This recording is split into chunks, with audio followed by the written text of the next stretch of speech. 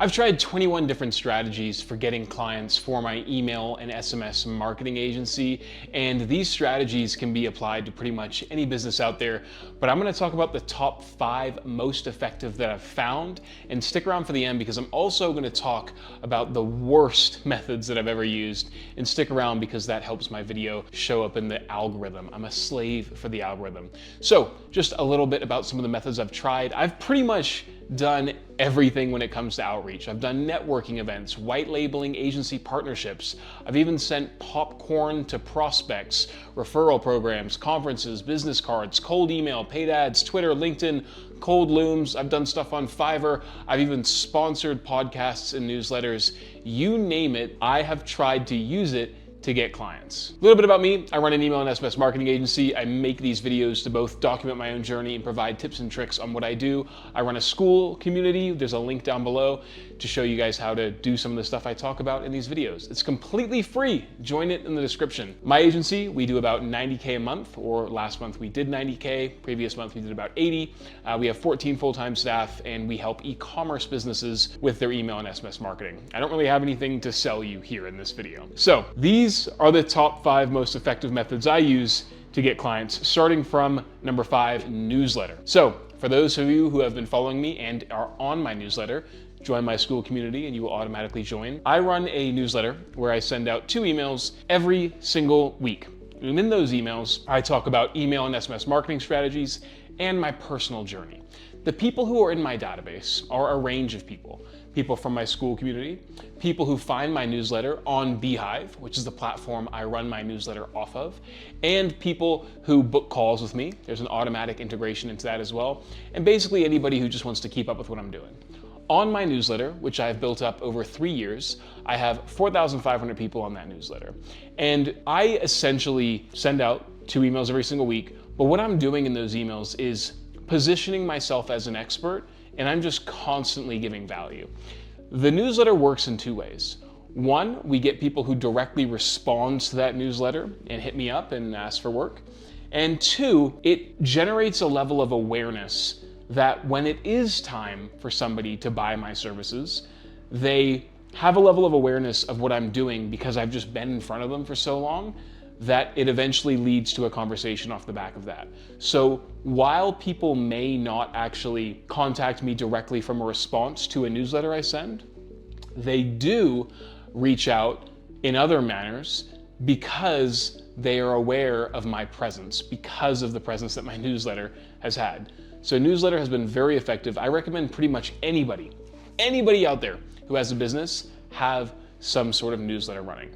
You need to have a place where you can take an audience from something like this and own it and be able to consistently show up to them in a way that doesn't rely on an algorithm. Really quickly, sorry to interrupt the video. I just wanted to tell you something really cool that we've started doing with Inbox. I've actually created a school community where I teach you anything and everything I know about email and SMS marketing, from really advanced campaign strategies to how to simply set up your Klaviyo account, all the way to building really, really cool automations for the back end of your e-commerce store. Whether you're a business owner trying to learn how to do email marketing or an email marketer trying to learn how to become a better email marketer, there is a link in the description to this school community where I teach you everything I know.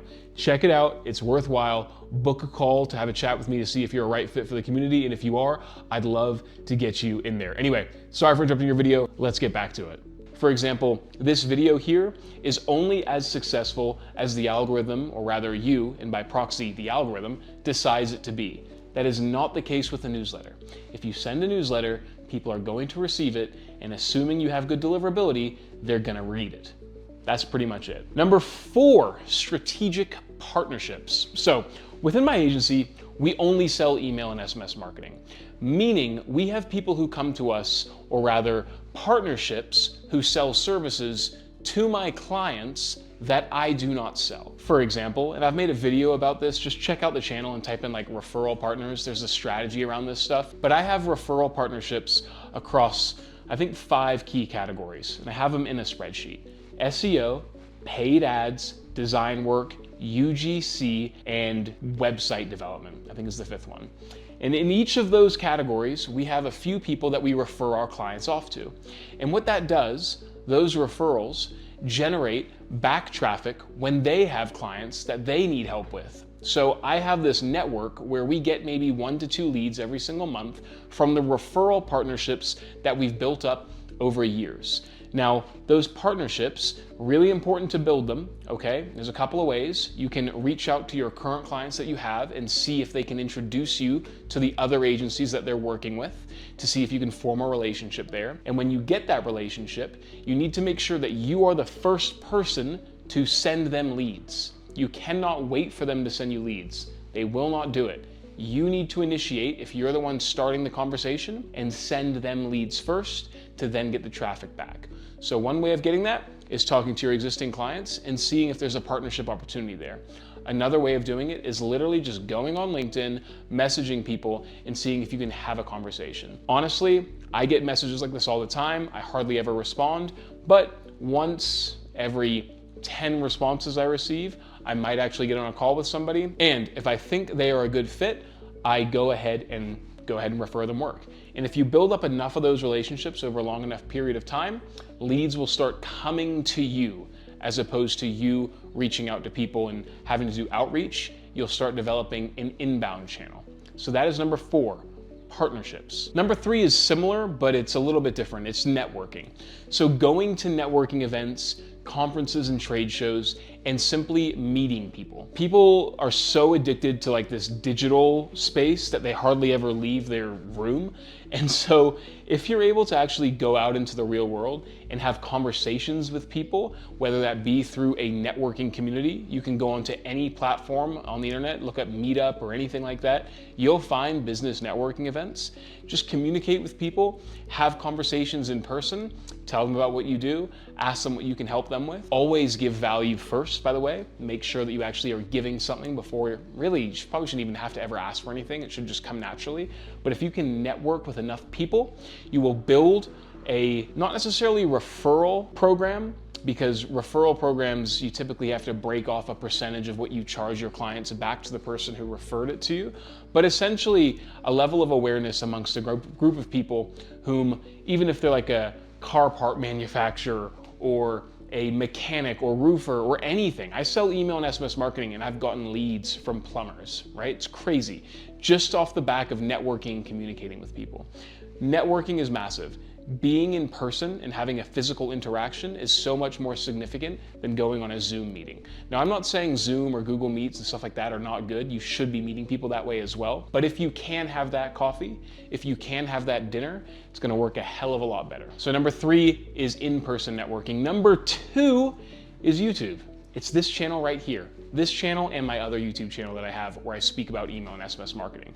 Number 2, this has been massive. YouTube has been a huge lead generation tool for us. Currently off of our YouTube channels, we push people into our school community, okay? And I'll speak to that in a second. But our school community is where we really have the leads, but YouTube is amazing because it does 2 things.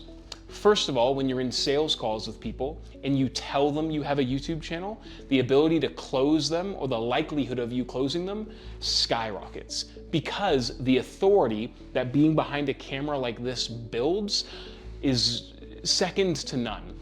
Maybe having a book or being on the news is more authoritative, but I think having a big YouTube channel is even better, to be honest. And I'm gonna be honest, I'm at my desk, I work at this desk, I'm recording this video on my phone, it's my iPhone, I got 2 lights here and this microphone. That is all you need to record content.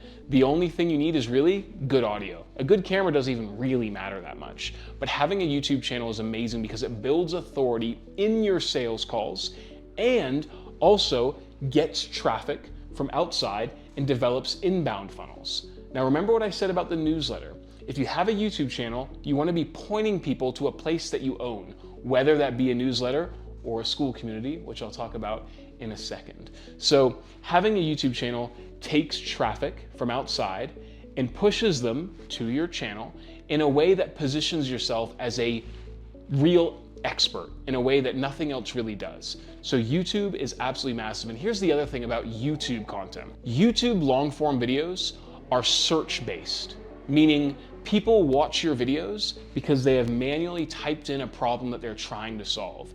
This channel gets 10,000 views a month, but that is 10,000 people who are actively searching for my content because they have a problem that my video solves, okay? Unlike short form content, where it is served to you, YouTube is searched by the user and then served to them.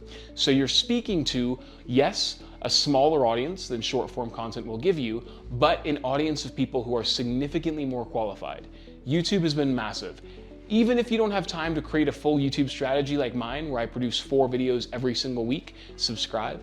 Make sure you have at least 3 to 4 videos on your channel that are well presented, well spoken to, well edited with good audio. You don't have to produce anything more than that.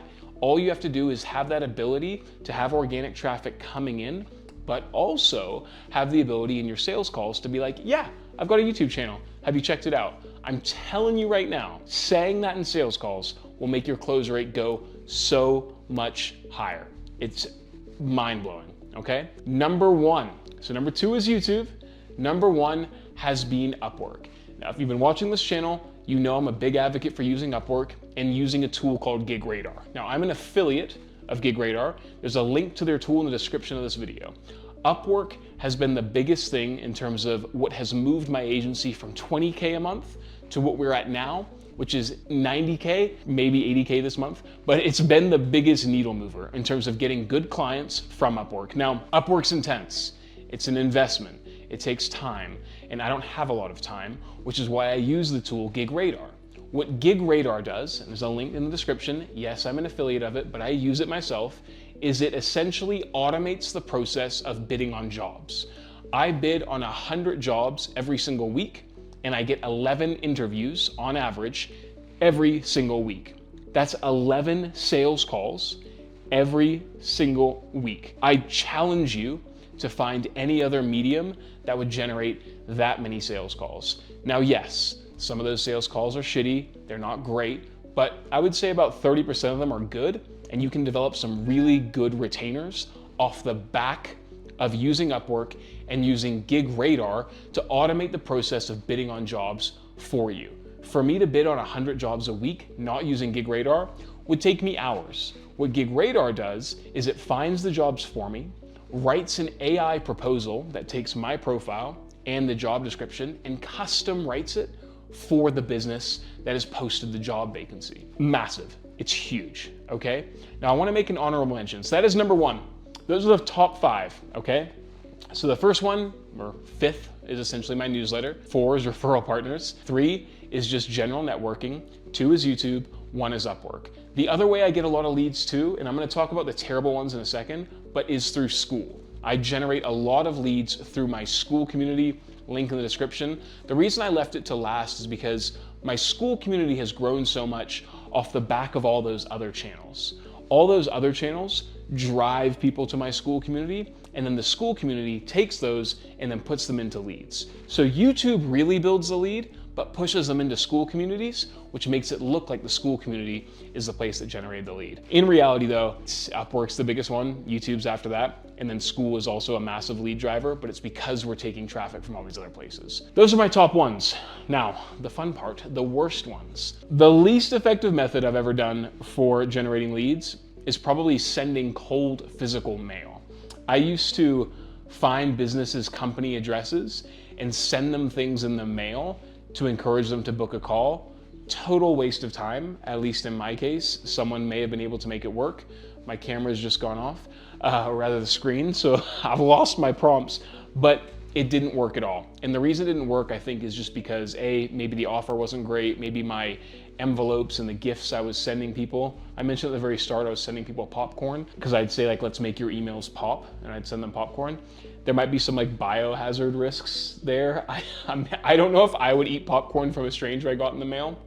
I've hooked up with a few at bars though, so take what I say with a grain of salt. But at the same time, the cold physical mail thing did not work at all. The other one that really sucked was sponsoring newsletters and sponsoring podcasts. Sponsoring newsletters and sponsoring podcasts are great awareness strategies if you have an overall marketing campaign that supports those endeavors. I've sponsored newsletters and I've sponsored podcasts to both grow my school community and to just do direct offers. They don't work. They're great at building awareness, and then you can then target them with other marketing strategies off the back of it, but I've never been able to drive attributable direct leads off the back of those two strategies. I would steer away from that unless you have a really big budget and you have a massive awareness campaign that you're trying to do. The third one that really sucks is freelancer.com. So I will gas up Upwork. I love Upwork. Freelancer.com makes me want to shoot myself in the head. I hate that platform so much. Do not use it. Worst leads ever. Terrible people. The billing profile system on that platform. I've made a whole dedicated video on how bad Freelancer is. Check it out. Just type in Freelancer on my channel and you'll see me just take a massive poo on it. I'm trying to avoid swearing here because it affects the algorithm apparently, but don't use Freelancer. So I hope you find this video useful. Listen, I speak about this pretty much every single week in my free school community, and I speak about it twice a week for 2 hours. Strategies on how to get clients, grow an email marketing agency, and really just an agency in general, and how to generate revenue and profit online. So if you want to join, link in the description of this video. Thanks for watching. Subscribe, validate my existence as a human being. If you found any of my jokes funny, hell yeah.